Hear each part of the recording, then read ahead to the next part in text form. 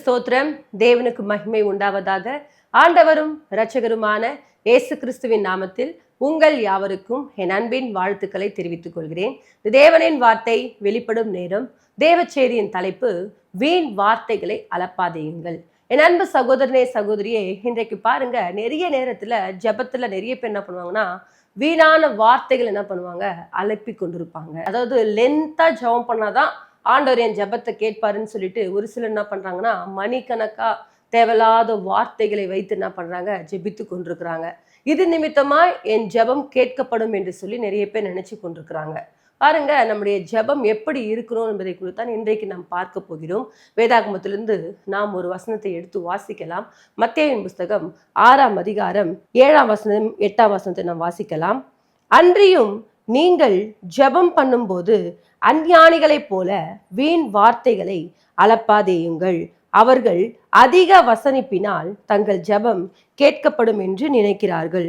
அவர்களைப் போல நீங்கள் செய்யாதிருங்கள். உங்கள் பிதாவை நோக்கி நீங்கள் வேண்டிக் கொள்கிறதற்கு முன்னமே உங்களுக்கு இன்னது தேவை என்று அவர் அறிந்திருக்கிறார். ஹல்லேலூயா. இப்ப பாருங்க, அன்றியும் நீங்கள் என்ன பண்றீங்களா, அஞ்ஞானிகளைப் போல வீண் வார்த்தைகளை அளப்பாதேயுங்கள். ஹல்லேலூயா. அப்ப பாருங்க, யார் வீணான வார்த்தைகளை அளப்புவாங்கன்னு சொன்னா, அஞ்ஞானிகள் தான் என்ன பண்ணுவாங்களாம், புறஜாதிகள் தான், தேவனை தேடாதவர்கள் தான், தேவனை சரியாய் பற்றி கொள்ளாதவர்கள் தான் என்ன பண்ணுவாங்க, வீணான வார்த்தைகளை சொல்லி மணிக்கணக்கா என்ன பண்ணுவாங்களாம், ஜெபிப்பாங்க. கவனிச்சிங்களா? அதிலே சொல்றாரு, ரொம்ப அழகா சொல்றாரு, வீண் வார்த்தைகளை அளப்பாதேயுங்கள். அவர்கள் அதிக வசனிப்பினால் தங்கள் ஜெபம் என்ன பண்ணுமா, கேட்கப்படும் என்று நினைக்கிறார்கள். ரொம்ப நேரம் ஜெபம் பண்ணா அந்த ஜெபத்துக்கு ஆண்டவர் பதில் கொடுப்பாருன்னு சொல்லிட்டு அவர்கள் நினைத்து கொண்டிருக்கிறாங்க. இப்ப பாருங்க, கீழே 8ஆம் வசனம் சொல்றாரு, அவர்களை போல நீங்க என்ன பண்ணாதீங்க, செய்யாதிருங்கள். ஹல்லேலூயா. ரொம்ப தெளிவா சொல்றாரு, உங்கள் பிதாவை நோக்கி வேண்டிக் கொள்வதற்கு முன்னமே, அதாவது நீங்கள் பிதாவை நோக்கி வேண்டிக் கொள்வதற்கு முன்னமே உங்கள் ஜெபங்கள் என்ன பண்ணிச்சான், உங்களுக்கு தேவைகளை கர்த்தர் என்ன பண்ணிட்டாரு, சந்திச்சிட்டார். ஆகவே தேவ பிள்ளைகளே, நானு மணிக்கணக்கா ஜெபிச்சாதாங்க ஆண்டவர் என் ஜெபத்தை கேட்பார் என்று சொல்லி அப்படிப்பட்ட வீணான சிந்தைகளை வைத்து கொள்ளாதபடிக்கு எனக்கு என்னது தேவை என்று என் பரமபிதா அறிந்திருக்கிறார். ஹல்லேலூயா. எனக்கு என்னது வேண்டும் என்று சொல்லி அவர் முன்னமே எனக்காக எல்லாவற்றையும் ஆயத்தப்படுத்தி வைத்திருக்கிறார். அதாவது நாளைய தினத்துக்காக என்ன பண்ணாதீங்க, கவலைப்படாதீங்க. நாளைய தினம் தன்னுடையவர்களுக்காக கவலைப்படும் என்று சொல்லப்பட்டிருக்கு. அது மாத்திரமல்ல, காட்டு புஷ்பங்களை கவனித்து பாருங்கள், காட்டு மலர்களை கவனித்து பாருங்கள், எல்லாம் பாருங்க, ஆண்டவர் அவர்களுக்கு ஏற்ற எல்லாவற்றையும் கர்த்தர் செய்து கொண்டிருக்கிறார். அதே போலதான் தெய்வ பிள்ளைகளே, இன்றைக்கு நமக்கு இன்னது தேவை என்று கர்த்தர் எல்லாவற்றையும் அறிந்து வைத்திருக்கிறார். ஆகவே இந்த நாளில கூட நீங்கள் எதற்காக ஜெபிக்கிறீர்களோ அதை எப்படி ஜெபிக்கணும்னு சொன்னா, சுருக்கமா ஜெபிக்கக்கூடியவர்களாய் மாற வேண்டும். ஹல்லேலூயா. ஏனென்று சொன்னால் நம்முடைய தேவன் வானத்தில் இருக்கிறார், பூமியில் இருக்கிறோம். ஆகவே நம்ம ஜெபம் எப்படி இருக்கணும், சுருக்கமா இருக்கணும்.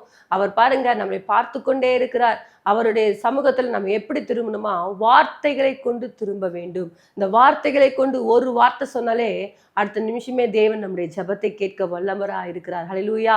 ஆகவே அன்பு தேவ பிள்ளைகளை, அநேக நேரங்கள்ல நாம் நினைத்து கொண்டிருக்கிறோம், ரொம்ப நேரம் ஜெபம் பண்ணாதானுங்க ஆண்டவர் என் ஜெபத்தை கேட்பாருங்க. இப்ப பாருங்க, நிறைய பேர் இது மாதிரி தான் நிறைய நேரங்கள்ல மணிக்கணக்காய் ஜெபித்து ஜெபித்து ஜெபித்து அவர்கள் வாழ்க்கையில் ஒரு பிரயோஜனமும் இல்லாதவர்களாய் காணப்படுறாங்க. இன்றைக்கு நாம் எப்படி ஜெபிக்கணும் அப்படின்னு சொன்னா, வேதாகமத்திலிருந்து யாக்கோபின் புஸ்தகம் 5ஆம் அதிகாரம் 17ஆம் வசனத்தை நாம் வாசிக்கும் பொழுது, எலியா என்பவன் நம்மை போல பாடுள்ள மனுஷனாய் இருந்தும் மழை பெய்யாதபடிக்கு கருத்தாய் ஜெபம் பண்ணினான். அப்பொழுது 3 வருஷம் 6 மாதம் பூமியின் மேல் மழை பெய்யவில்லை. ஹல்லேலூயா. பாருங்க, எலியாவை பற்றி ஆண்டவர் நமக்கு அழகா கற்றுக் கொடுக்குற. என்ன சொல்றாருன்னா, எலியா என்பவன் நம்மை போல பாடுள்ள ஒரு மனுஷனாம். பாருங்க, அந்த பாடுள்ள மனுஷன் எப்படி ஜெபித்தாராம், கருத்தாய் ஜெபித்தாராம். ஹல்லேலூயா. அப்ப நம்முடைய ஜெபம் வீணான வார்த்தைகளை அலப்பி கொண்டாமல் நாம் எப்படி ஜெபிக்க வேண்டுமாம், கருத்தாய் ஜெபிக்க கூடியவர்களாய் இருக்க வேண்டும்.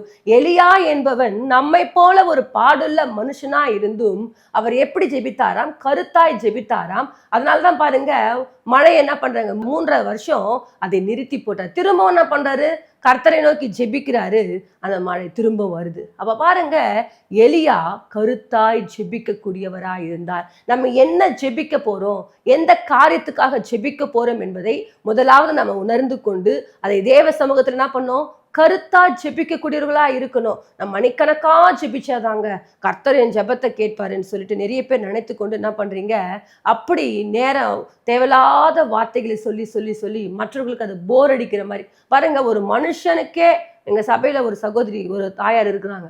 அவங்க என்னன்னா மணிக்கணக்கா ஜெபம் பண்ணுவாங்க. அது பாருங்க 10 நிமிஷம் இப்போ தொடக்க ஜெபம் பண்ண சொன்னோன்னு வச்சுக்கோங்களேன், 10 நிமிஷம் ஜெபிப்பாங்க. எல்லாரும் சோர்ந்து போயிடுவாங்க. ஒரு சிலர் என்ன பண்ணுவாங்க, வெளியவே நிற்பாங்க. இந்த அம்மா ஜெபிக்கிறாங்களா, அப்போ நம்ம உள்ள போகக்கூடாதுன்னு சொல்லிட்டு. அப்போ பாருங்க, நம்முடைய ஜெபம் மற்றவர்களுக்கு அது எப்படி இருக்குன்னா, அது ஒரு வெறுப்பை கொடுக்கக்கூடியதா இருக்கக்கூடாது. அந்த ஜெபத்தை கேட்கும் பொழுதே அந்த ஜெபம் கருத்துள்ளதாய் காணப்பட வேண்டும். ஹல்லேலூயா. ஒரு மனிதனுக்கே இப்படி வெறுப்பு வருதுன்னா ஆண்டவருக்கு எப்படி இருக்கும் பாருங்க. அவர் எப்பவுமே என்ன பண்றாருன்னா சுருக்கமா ஒவ்வொரு காரியத்தையும் செய்யக்கூடியவரா இருக்கிறார். இப்ப பாருங்க, ஆண்டவர் 6 நாளைக்குள்ளவே என்ன பண்ணிட்டாரு, இந்த வானம் பூமி சூரியன் சந்திரன் நட்சத்திரம் நம்மை எல்லாவற்றையும் என்ன பண்ணிட்டாரு, ஆண்டவர் 6 நாள்ல மொத்தத்தையும் படைச்சு முடிச்சிட்டார். அப்ப பாருங்க, ஆண்டவர் எவ்வளவு சுருக்கமா எவ்வளவு தெளிவுள்ளவராய் காணப்படுறாரு பாருங்க. அப்ப அவருடைய பிள்ளைகளாகிய நாம எப்படி இருக்கணும், இன்றைக்கு மணிக்கணக்கா என்ன பண்றோம் தேவ சமூகத்துல அப்படி போய் காத்திருக்கணும்னு சொல்லிட்டு காத்திருந்து நிறைய பேருடைய வாழ்க்கையில் நான் இவ்வளவு நேரம் காத்திருந்தேங்க, என் வாழ்க்கையில எந்த பிரயோஜனமே இல்லைங்கன்னு சொல்லிட்டு நிறைய பேர் புலம்பிக் கொண்டிருப்பீங்க. அப்படி இல்லைங்க தேவ பிள்ளைகளே. நீங்க தேவ சமூகத்துல காத்திருக்கிறீங்கன்னு சொன்னா அந்த நேரம் வேல்யூ உள்ள நேரம், அந்த நேரம் பிரயோஜனமான நேரம். அந்த நேரத்தை வீணாய் செலவு பண்ணிடாதீங்க. அந்த நேரத்தை நீங்க எப்படி ஜெபிக்கணுமோ அப்படி ஜெபம் பண்ணுங்க. கருத்தா ஜெபம் பண்ணுங்க. அவங்களை அப்படி பண்ணுங்க, இவங்களை இப்படி பண்ணுங்க, எனக்கு விரோதமா இப்படி செயல்பட்டாங்க ஆண்டவரே, அவங்களை சபிச்சிடுங்க, அவங்களை இப்படி பண்ணுங்கன்னு சொல்லிட்டு நிறைய பேர் என்ன பண்றாங்க, இப்படிதான் ஜெபம் பண்றாங்க. இந்த ஜெபத்தை ஆண்டவர் கேட்கவே மாட்டாரு. வீணான ஜெபத்தை தேவன் என்ன பண்ண மாட்டாரு, கேட்கவே மாட்டார். வீண் வார்த்தைகளை அளப்பாதேங்க. அஞ்ஞானிகள் தான் என்ன பண்றாங்களாம், வீண் வார்த்தைகளை அழைப்பி கொண்டிருக்கிறாங்களாம். அப்ப தேவ பிள்ளைகளாகிய நாம என்ன செய்யணுமா, தேவனுடைய வார்த்தைகளை சொல்லி ஜெபிக்கக்கூடியவர்களாய் மாற வேண்டும். ஹல்லேலூயா. நம்மை படைத்த தேவன் 6 நாளுக்குள்ளாகவே இவ்வளோ பெரிய உலகத்தை உண்டாக்கி நம்மை படைத்து வைத்திருக்கிறாருன்னு சொன்னா அவர் எவ்வளவு பெரிய ஆச்சரியமான ஒரு தேவன் பாருங்க. ஆகவே தேவ பிள்ளைகளே, நம்முடைய ஜெபம் எப்படி காணப்பட வேண்டும் என்று சொன்னால் கருத்தாய் ஜெபிக்கக்கூடியவர்களாய் இருக்க வேண்டும். ஹல்லேலூயா. 850 பாகால் தீர்க்கதரிசிகளுக்கு முன்பாக ஒரு மனுஷன் நின்று ஒரு வார்த்தை சொல்றார், கர்த்தாவே என்னை கேட்டருன்னு சொன்ன மாத்திரத்துல வானத்திலிருந்து அக்கினி வந்து சகலத்தையும் பட்சித்து போட்டது. ஹல்லேலூயா.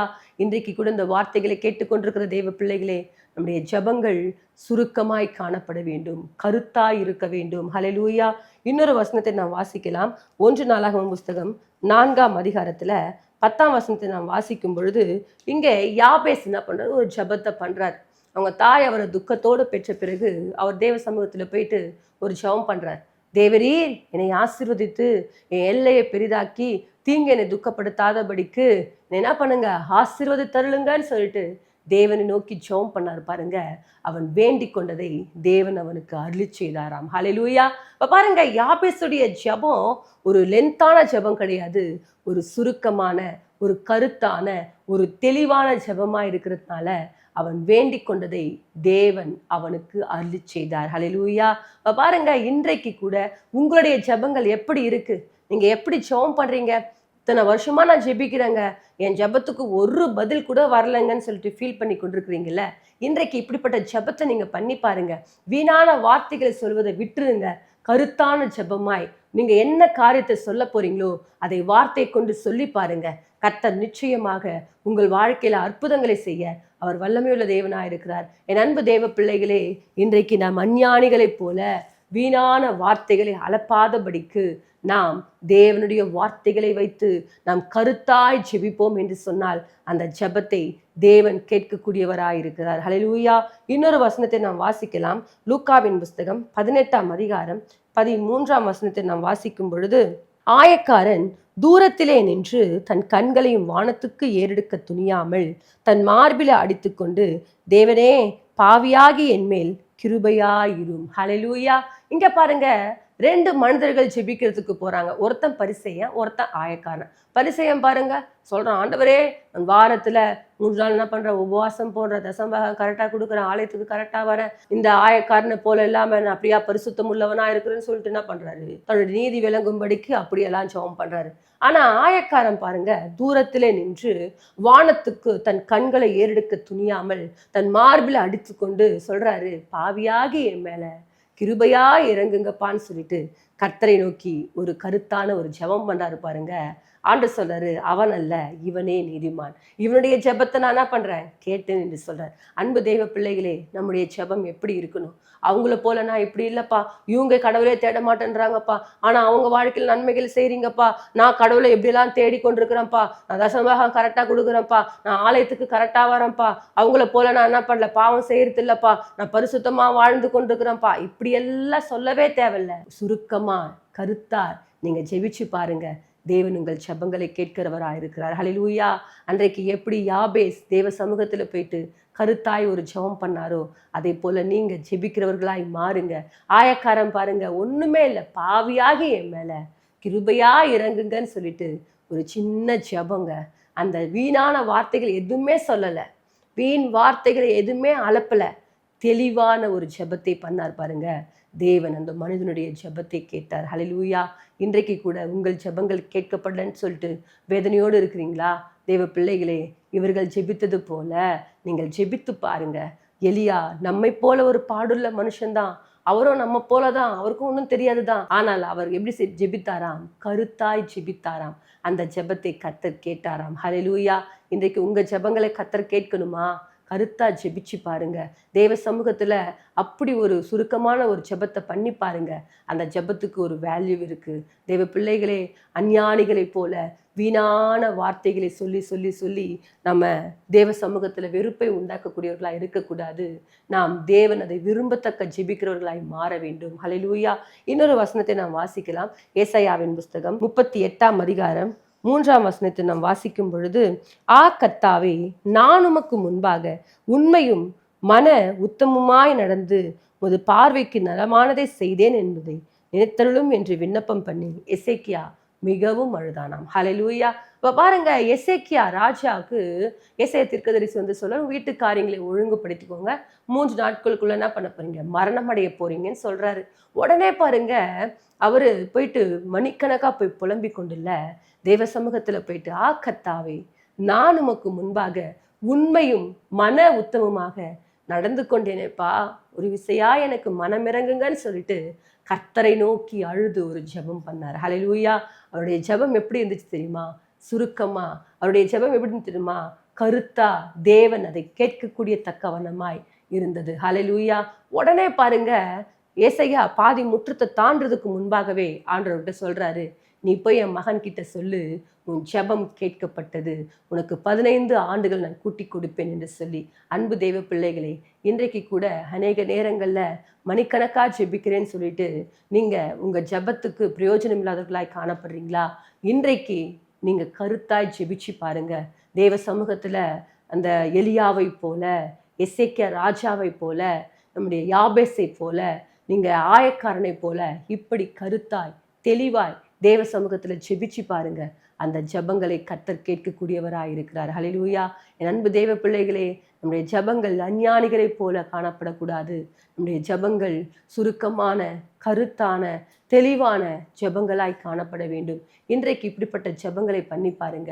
கர்த்தர் நிச்சயமாக உங்கள் வாழ்க்கையில அற்புதங்களை செய்ய அவர் வல்லமையுள்ள தேவனாயிருக்கிறார். அன்பு தெய்வ பிள்ளைகளே, நம்முடைய தேவன் வானத்தில் இருக்கிறார், நாம் பூமியில் இருக்கிறோம். ஆகவே நம்முடைய ஜெபங்கள் சுருக்கமாய் காணப்பட வேண்டும். ஆகவே இந்த நாள்ல கூட இப்படிப்பட்ட ஜெபங்களை செய்து பாருங்க. தேவன் இன்றைக்கு உங்களுக்கு பதில் கொடுத்து, இன்றைக்கு உங்களை சாட்சியுள்ள ஒரு வாழ்க்கை வாழ செய்ய அவர் வல்லமையுள்ளவராய் இருக்கிறார். நாம் யாவரும் இணைந்து ஜெபிப்போம். மகா இரக்கமும் கிருபை நிறைந்த எங்கள் அன்பின் தகப்பனே, அநேக நேரங்கள்ல நாங்கள் அஞ்ஞானிகளைப் போல வீணான வார்த்தைகளை அலப்பிக்கொண்டு எங்கள் ஜெபம் கேட்கப்படும் என்று நினைத்து கொண்டிருக்கிறோம். அப்படி இருக்காதபடிக்கு நாங்கள் கருத்தாய் தெளிவுள்ளவர்களாய் தேவனுக்கு பிரியமுள்ள ஜெபங்களை ஏறெடுக்க கர்த்தர் தாமே எங்களுக்கு கிருபை செய்வீராக.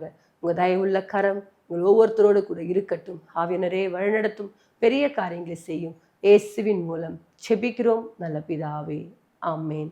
கர்த்தர் தாமே உங்களை ஆசீர்வதிப்பாராக. God bless you. நீங்கள் தொடர்பு கொள்ள வேண்டிய எங்கள் சபை முகவரி: இரட்சகர் இயேசு கிறிஸ்து திருச்சபை, நம்பர் 1, 5வது தெரு, புதுநல்லூர், சோமங்கலம் மெயின் ரோட், குண்டத்தூர், சென்னை 600069.